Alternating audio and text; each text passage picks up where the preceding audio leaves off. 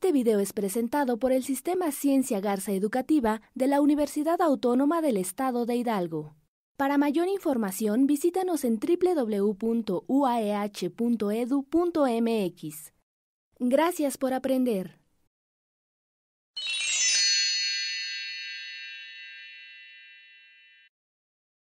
Muy buenos días, mi nombre es Alejandro Olvera Mota, soy el titular de la materia de Taller de Gestión Legislativa en el área académica de Ciencias Políticas y Administración Pública de nuestro instituto, el de Ciencias Sociales y Humanidades, de la Universidad Autónoma del Estado de Hidalgo. A lo largo de mi trayectoria de formación académica, primeramente me formé en nuestra universidad con la licenciatura en Derecho. Más tarde hice una especialidad en Derecho Penal. En otra oportunidad cursé la maestría en Periodismo Político en la Universidad Carlos Septién, la Universidad de Periodismo con mucha tradición en la Ciudad de México.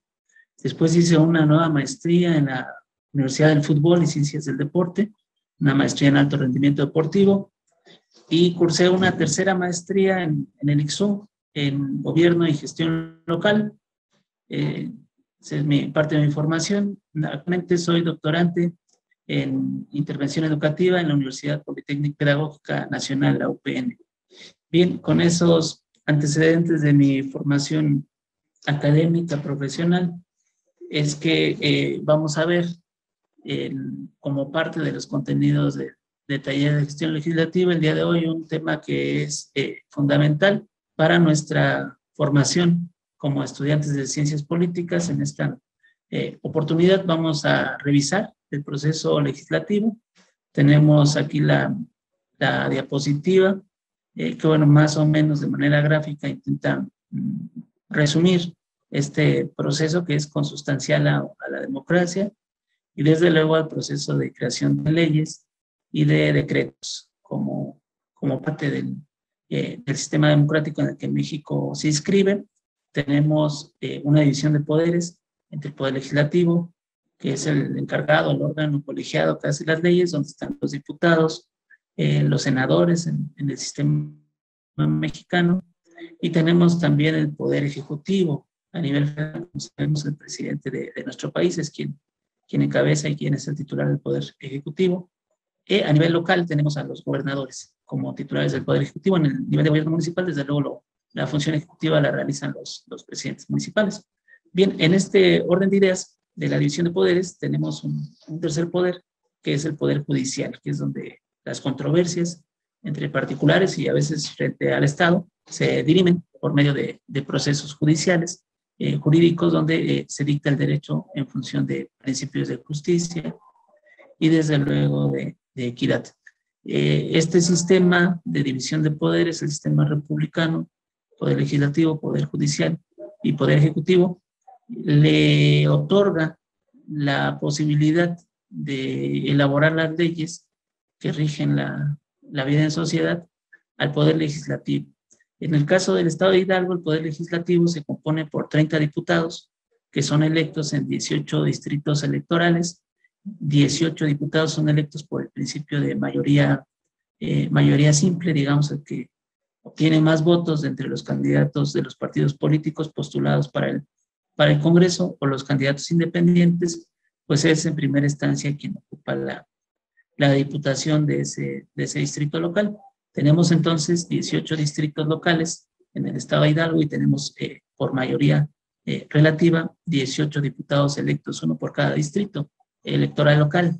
Otros 12 diputados se eligen por el principio de representación proporcional, lo que hace un total de 30 diputados que componen nuestro Poder Legislativo local, el Congreso Libre y Soberano del Estado de Hidalgo. Vamos a revisar desde esta posibilidad, desde lo local, cómo se desarrolla, qué etapas y qué procedimientos sigue la creación de leyes y decretos en el proceso legislativo local. Bien, como hemos comentado inicialmente, estos 30 diputados sesionan en pleno. Es una asamblea donde los 30 se reúnen, los 30 representantes populares discuten las diferentes propuestas que cada uno de ellos puede presentar, y esto está normado en un proceso legislativo que la diapositiva intenta dar cuenta de manera más o menos gráfica, ¿no? Que esperamos que logre su cometido.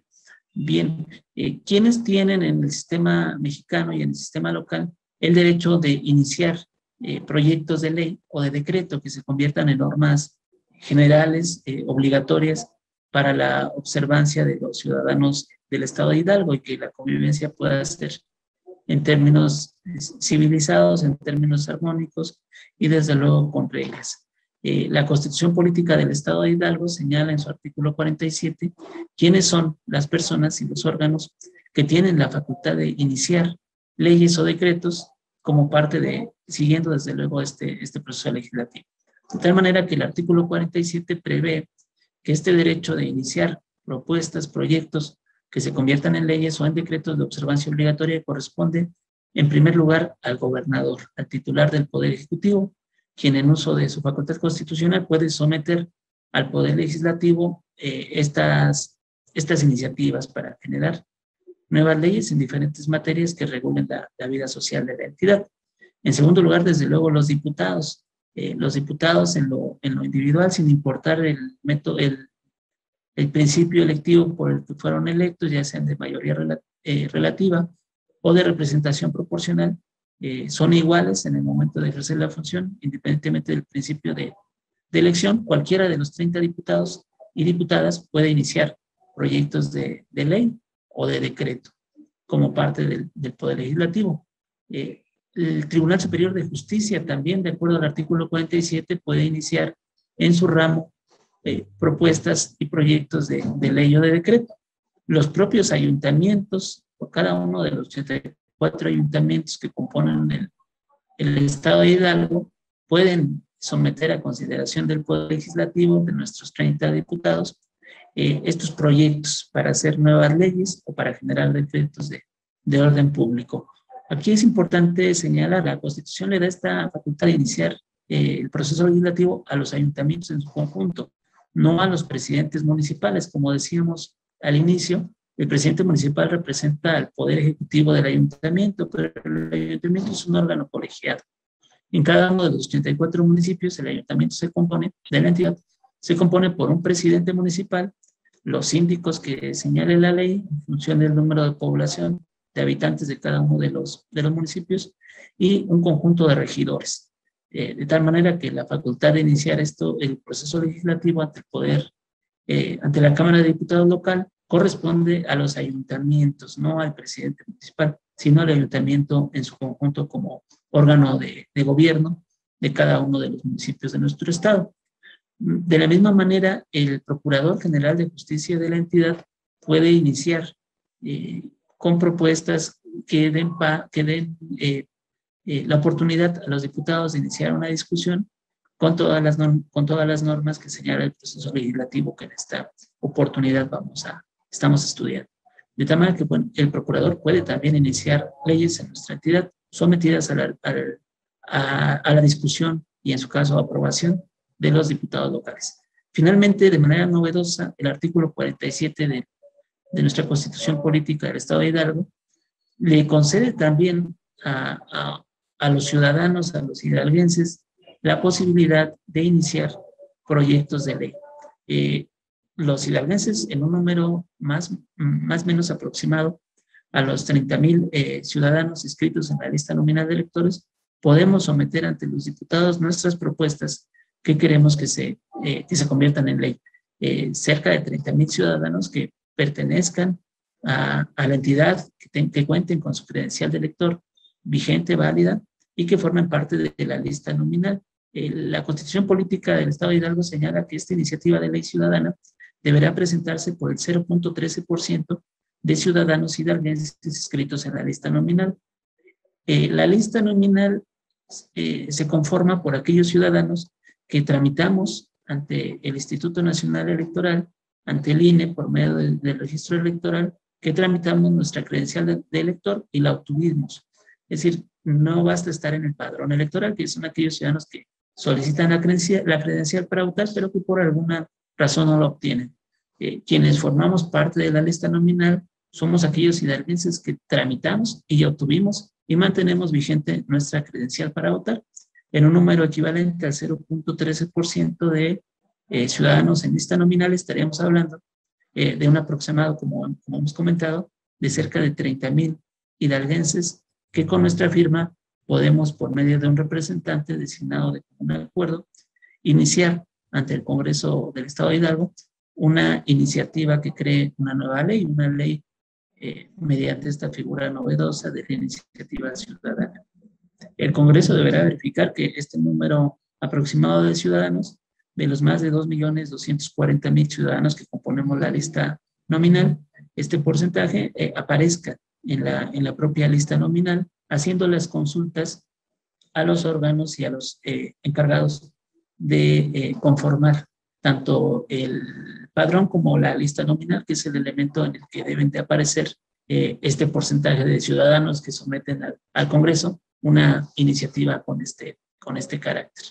Bien, de tal manera que estas son las 6 posibilidades que nos permite la Constitución en el régimen local para iniciar con el proceso legislativo. Estos serían los 6 actores fundamentales que tienen el derecho de iniciativa de acuerdo a nuestra Constitución del Estado.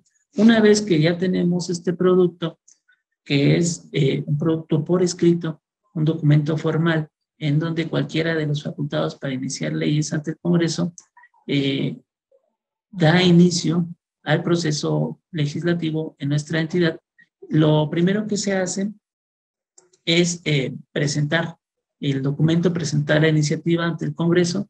Esta iniciativa se registra, hay un departamento que se encarga de recepcionar, digamos, la oficialía de partes en la que se ingresan las comunicaciones al Congreso.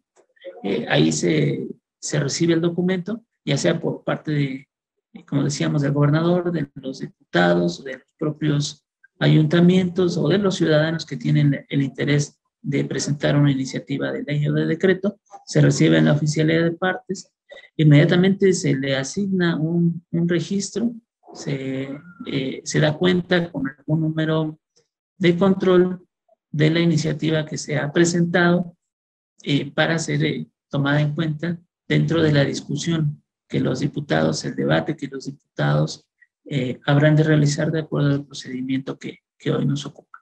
Una vez que ha sido registrado el asunto, que ha sido registrada la iniciativa, tenemos aquí algunas posibilidades que va a seguir nuestra propuesta. La primera es que una vez que ha sido presentada, se turne para su lectura a cargo de, vamos a irnos en un ejemplo concreto, algún diputado y más tradicional, o de los más tradicionales. El diputado presenta la iniciativa, se da su lectura en el pleno, en la reunión de los 30 diputados, donde considera que se debe hacer una reforma o que se debe de retirar alguna parte de una ley que ha perdido su vigencia, su validez. Puede ser una iniciativa para reformar algún código, alguna ley local, o para generar una nueva ley en alguna materia social que le ocupe en ese momento al diputado dentro de su agenda. Entonces, da la lectura en el pleno para que sus compañeros diputados conozcan el tema que está presentando a su consideración. La lectura se hace, desde luego, en la tribuna, en el uso de la voz. El diputado da a conocer los contenidos de su iniciativa. Ahí la mesa directiva que está compuesta por diputados que presiden los trabajos de la sesión del día en el que se está presentando la iniciativa, la va a turnar a alguna comisión en un primer supuesto, insisto, en un asunto ordinario, de los que conforman la mayor parte de la agenda del Poder Legislativo. Se da la lectura de la propuesta, de la iniciativa, se envía a comisiones por medio de la mesa directiva. Las comisiones de trabajo son grupos colegiados temáticos que pueden responder a diferentes áreas de competencia del propio Congreso. Hay comisiones propias del trabajo constitucional, la comisión de puntos constitucionales, ahí está la comisión desde luego, de asuntos de de la niñez, por dar un ejemplo, la de Hacienda, que tiene que ver con todas las posibilidades de recaudación, de aplicación de recursos, la Comisión de Justicia, la Comisión de Educación, etcétera, etcétera. Es decir, las comisiones se ocupan de manera temática de atender diferentes posibilidades que tienen que ver con la vida pública, ¿no? Entonces, si se presenta, por decir alguna propuesta de reforma a alguna ley, inmediatamente se da la lectura y se turna a la Comisión de Puntos Constitucionales, para que en esta comisión los diputados que forman parte de este grupo de trabajo hagan una discusión, entren al estudio de la propuesta. Ahí en esa comisión, ya no en el pleno, ya no con los 30 diputados, sino con este grupo de trabajo que forma parte de esta comisión temática que tiene que atender la propuesta que es de su competencia. Se hace la discusión en comisiones, este trabajo de estudio de qué tan viable es la propuesta, si no tiene algún conflicto, si no va a provocar un conflicto que se contradiga con otra ley vigente, o cuáles serían los alcances sociales que pudiera tener una iniciativa de ley, qué problemas sociales va a atender o qué problemas sociales en un momento dado puede generar. Este debate interno en las comisiones de trabajo permite que los diputados formen un criterio y que tomen una votación en la propia comisión. Van a calificar si esa iniciativa de ley es aprobada por la comisión o es en un momento dado rechazada porque no está atendiendo estos parámetros que hemos comentado, a resolver un problema público, ¿no? Si por el contrario puede generar esta iniciativa problemas, vaya, o no es viable por el marco normativo con el que pudiera tener alguna contradicción. Entonces, en la comisión tenemos esta discusión que puede derivar en que la propuesta del diputado no se apruebe y entonces se emite un acuerdo como un asunto concluido, ya que la comisión considera que no reúne los requisitos para convertirse en ley. En caso contrario, si de esta discusión se considera que la reforma que está proponiendo el diputado, que la iniciativa que está poniendo el diputado en conocimiento de la comisión es positiva, resuelve problemas públicos, atiende necesidades específicas de la población, entonces el resultado de la votación sería positivo por parte de los diputados, aprobarían esta propuesta y se emitiría en tal consecuencia un dictamen. Este dictamen, desde luego, pasa por un nuevo tratamiento en el Pleno, donde se da a conocer que la comisión ha aprobado esta iniciativa de ley de alguno de los diputados que la presentó. En el caso hipotético del ejemplo que nos ocupa, el propio Pleno puede volver a entrar a la discusión, puede incluso en ese momento, por mayoría, decidir que el dictamen que se está sometiendo a su consideración, no, a pesar de que fue aprobado en la comisión, pues no es de la convicción de la mayoría de los diputados y entonces vuelve a quedar concluido el asunto como una iniciativa no aprobada.